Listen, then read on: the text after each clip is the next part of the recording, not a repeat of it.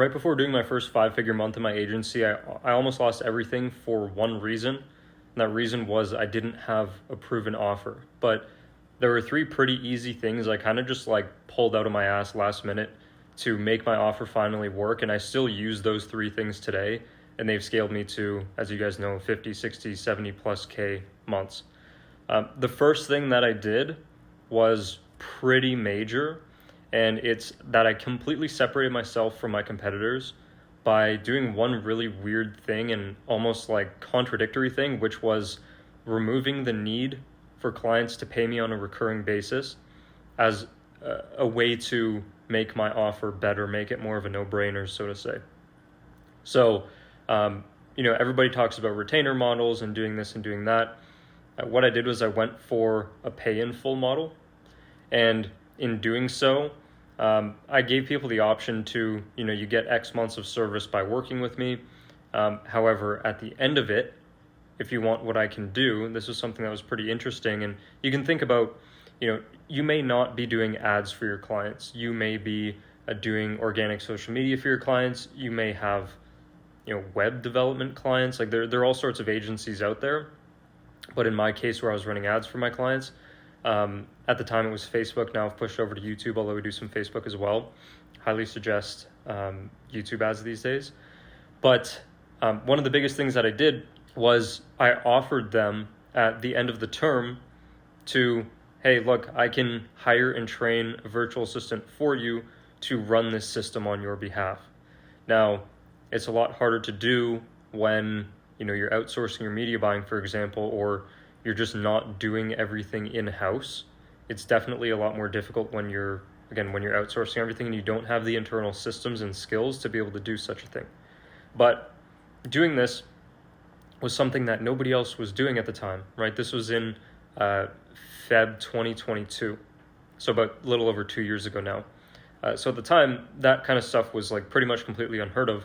So it was a really cool, really different, really unique approach to everything. And it eliminates that, retainer fear that a lot of people have, because, a big part of your offer is the risk reversal, right? So that's a really, really big thing that I did. Now, that was the first one. The second one was also something that I just kind of pulled out of my ass. I didn't get this from anywhere or from anyone. And as a really quick aside, you should be original. One of the biggest drivers of my success has been my originality.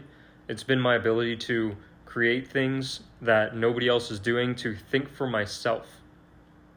Now, in the beginning, it's really good to, learn fundamentals and proven ways of doing things. And it took me a lot longer to scale because I didn't have these fundamentals in check. I had to learn them the hard way, the long way, which was on my own. You pay with time or you pay with money. That's pretty much it. I made a private scaling group. There's a link in the description. I really don't care if you want to join it or not. But those are really good ways to, work with people who are where you're at, who are ahead of you, just in order to grow faster. But again, you really do want to be original once you learn the fundamentals.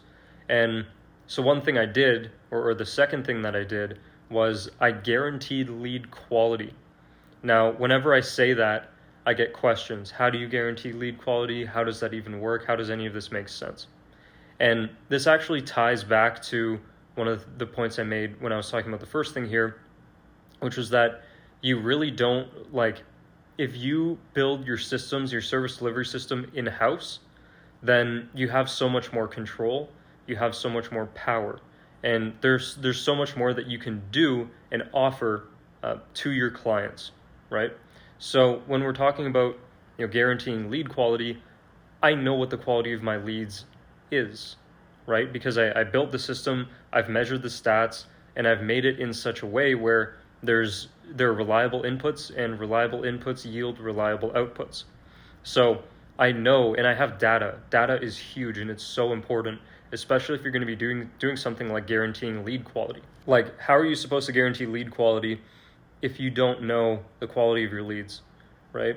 To be a little more specific with my response, what I did is I had a bunch of data from previous clients on what percentage of my leads were positively responding to our text messages. And I also obviously had data for what appointment booking rates people were seeing and what lead to closed deal conversion rates people were seeing, meaning for every 100 leads, how many leads are actually closing, right? So in having this data, then all you really have to do is look at it and go, okay, well, what are we going to hit 99% of the time? Let's guarantee that, because that's what a guarantee is, right? It's something that you're promising, right? It's something that you're saying, hey, I know with just about absolute certainty that I'm going to hit these metrics. And that's what people really want. The best guarantees come from data and come from truth, not from fabrication and estimates. In the beginning, if you have to estimate things or whatever the case may be, I think there are just so many better ways in the beginning to stand out than to just scream bigger and louder guarantees. Because if people can tell that you don't have sales experience, you're not very good at talking on the phone, especially if you're a younger person, then they're just going to see right through your BS and not trust you, right? Like, there's a good chance that a lot of you have, taken sales calls and, I have this guarantee, and the people go, oh, well, I don't trust guarantees. Oh, I don't care if you have a guarantee, right? The reality is that a lot of people give guarantees and then they lie, and then they don't meet the conditions of the guarantee, and then they ghost people or they pull some kind of refund scam or whatever the case may be. So a lot of people get skeptical of these I'll make you $500,000 in 2 minutes guarantees because they're just getting crazier and crazier, and markets are cyclical. On top of that, just in general, a lot of people aren't very good at being honest. So if you can be a single honest person in a crowded marketplace of people who are fabricating, then real recognizes real. I'm just giving you so much game in this, I'm not even gonna lie, but real recognizes real. And the people who can really tell that you're being genuine, you're being honest, and all this stuff are the ones that are going to respect you, and they're going to trust you so much more because they can just tell that you know what you're talking about and you're just being honest. You're just telling them how it is. This is what I guarantee. These are the stats that I see. This is how I do it, right? Here's the reality of the situation, not the, overpromise, underdeliver, which is what so many people are doing, right? In the beginning, I understand that it can be difficult if you don't have this data. So with time, the more clients that you can get and bring on board, the more data you can collect. But odds are you have clients and you're not measuring the data. So it's hard to be able to do something like this. So again, the first thing I did was separated myself from competitors by doing things in-house, removing the need for clients to pay me on a recurring basis so that they could offload and take things to themselves. And then the second thing was I guaranteed lead quality. The third thing, in my opinion, was probably the biggest one. And what that was me dropping my price. So right before this, if you are a long-term viewer of the channel, basically I had my prices way too high right before nearly losing everything in this example that I was talking about at the beginning of the video.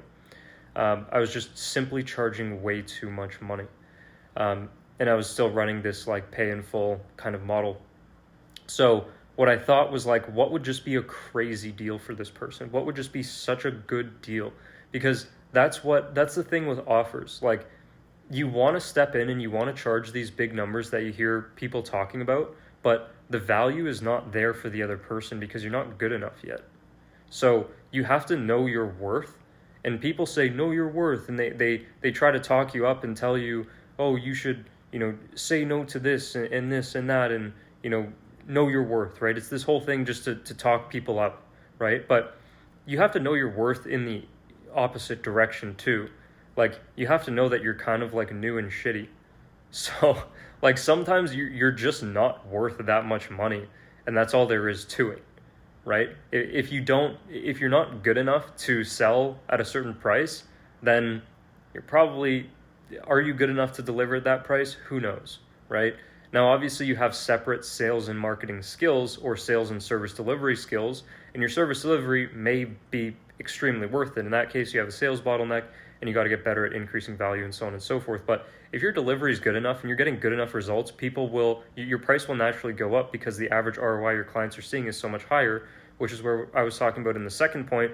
You're looking at the realistic expected results for your clients, right? Your price, it matches with your service delivery skills and abilities.